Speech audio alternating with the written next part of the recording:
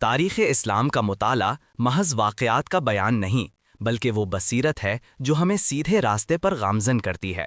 نبی ادریس علیہ السلام کی زندگی اور ابتدائی تہذیب کا سفر انسانیت کے لیے اللہ کے پیغام کی پہلی کرن ہے، جس سے ہم حکمت اور سبق سیکھ سکتے ہیں۔ السلام علیکم اور دکھتی تاریخ کے ایک نئے سفر میں خوش آمدید۔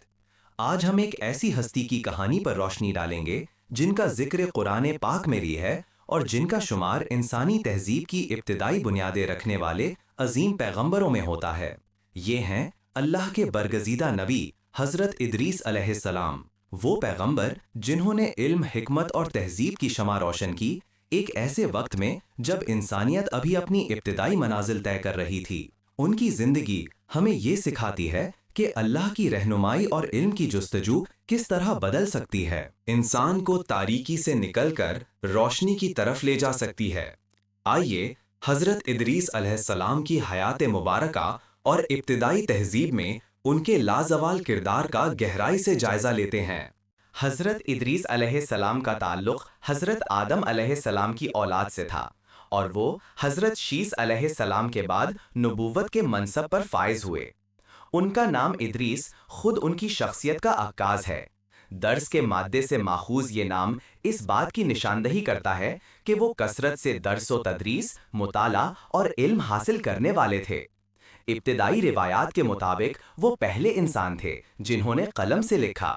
تصور کیجئے ایک ایسا زمانہ جب علم سینہ بسینہ یا زبانی منتقل ہوتا تھا۔ اس وقت ایک نبی کا قلم اور کتابت کا تصور دینا انسانی تاریخ کا کتنا بڑا انقلاب تھا۔ یہ وہ دور تھا جب انسان ابھی اپنی معاشرتی اور فکری بنیادیں استاد کر رہا تھا، اور حضرت ادریس علیہ السلام نے اللہ کے حکم سے انہیں وہ اوزار فراہم کیے جو علم کو محفوظ کرنے اور نسل در نسل منتقل کرنے کے لیے ناگزیر تھے۔ اللہ تعالیٰ نے حضرت ادریس علیہ السلام کو حکمت اور نبوت سے نوازا تھا۔ ان کا بنیادی پیغام بھی وہی تھا جو تمام انبیاء کا رہا ہے، توحید یعنی اللہ کی وحدانیت کا اقرار اور اس کی عبادت۔ انہوں نے لوگوں کو شرک اور بت پرستی سے منع کیا، انہیں عدل و انصاف، اخلاق حسنہ اور نیکی کی راہ پر چلنے کی تلقین کی۔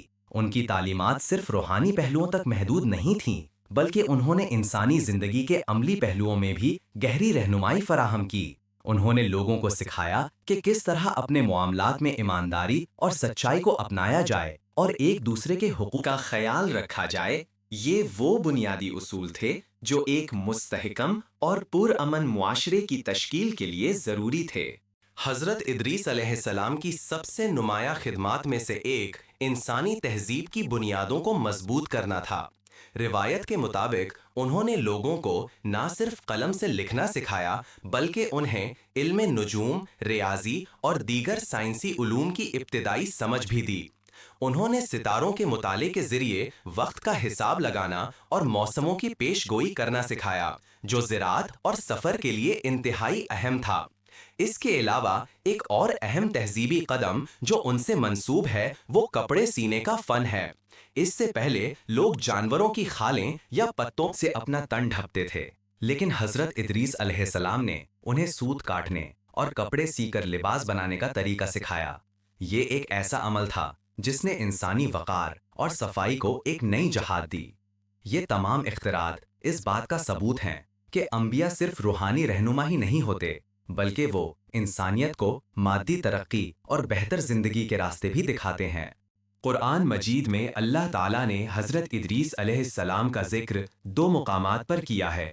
سورہ مریم میں ارشاد ہوتا ہے، وَاذْكُرْ فِي الْكِتَابِ إِدْرِيسَ إِنَّهُ كَانَ صِدِّيقًا نَبِيًّا 56، وَرَفَعْنَاهُ مَكَانًا عَلِيًّا 57، اور کتاب میں ادریس کا ذکر کرو، بے شک وہ سچے نبی تھے اور ہم نے انہیں بلند مرتبہ عطا فرمایا۔ یہ آیات ان کی صداقت اور نبوت کی گواہی دیتی ہے اور ان کے بلند مقام کی طرف اشارہ کرتی ہے۔ مکانن علیین کی تفسیر میں مفسرین نے مختلف آراء پیش کی ہیں۔ کچھ اسے روحانی بلندی قرار دیتے ہیں اور کچھ اسے جسمانی طور پر آسمانوں آیت اٹھائے جانے سے تعبیر کرتے ہیں، واللہ عالم۔ بہرحال یہ اس بات کی دلیل ہے کہ حضرت ادریس علیہ السلام اللہ کے ہاں ایک خاص مقام رکھتے تھے۔ ان کی زندگی ہمیں یہ سبق دیتی ہے کہ علم، حکمت اور اللہ کی اطاعت کے ذریعے انسان کس طرح عظمت کے اعلیٰ ترین درجات کو پا سکتا ہے۔ حضرت ادریس علیہ السلام کی سیرت سے ہمیں بے شمار سبق ملتے ہیں۔ سب سے اہم یہ کہ علم کی جستجو اور اس کا حصول اللہ کی رضا حاصل کرنے کا ایک ذریعہ ہے۔ انہوں نے نہ صرف خود علم حاصل کیا بلکہ اسے انسانیت میں پھیلایا، جس سے تہذیب کی بنیادیں مضبوط ہوئیں۔ ان کی زندگی ہمیں یہ بھی سکھاتی ہے کہ نبوت کا مقصد صرف روحانی رہنمائی نہیں بلکہ انسان کو ایک بہتر معاشرتی اور مادی زندگی گزارنے کے طریقے سکھانا بھی ہے۔ عدل، سچائی، محنت اور ایجادات کی حوصلہ افزائی ان کی تعلیمات کا حصہ تھیں۔ آج بھی جب ہم حضرت ادریس علیہ السلام کی تعلیمات پر غور کرتے ہیں تو بہت سی حکمتیں حاصل کرتے ہیں۔ علم اور ٹیکنالوجی کی ترقی کی بات کرتے ہیں تو ہمیں یاد رکھنا چاہیے کہ اس کی بنیادیں ہمارے انبیاء نے رکھی تھیں، جنہوں نے انسانیت کو اس راستے پر گامزن کیا۔ حضرت ادریس علیہ السلام کی حیات مبارکہ ابتدائی انسانی تہذیب کے لیے ایک روشن مینار کی حیثیت رکھتی ہے۔ انہوں نے وہ بنیادیں فراہم کیں جن پر آنے والی نسلوں نے علم، فن اور معاشرت کی عمارتیں کھڑی کیں۔ ان کی کہانی ہمیں یاد دلاتی ہے کہ اللہ تعالیٰ نے ہر دور میں انسانیت کی رہنمائی کے لیے اپنے نبی بھیجے، جنہوں نے نہ صرف روحانی تاریکی کو دور کیا بلکہ عملی زندگی میں بھی انسان کو ترقی کی راہ دکھائی۔ حضرت ادریس علیہ السلام کا ورثہ آج بھی ہمیں علم کی قدر کرنے، سچائی پر قائم رہنے اور اپنی صلاحیتوں وہ انسانیت کی فلاح کے لیے استعمال کرنے کی ترغیب دیتا ہے۔ یہی وہ ابدی سبق ہے جو داغتی تاریخ کی ہر کڑی میں پنہان ہے۔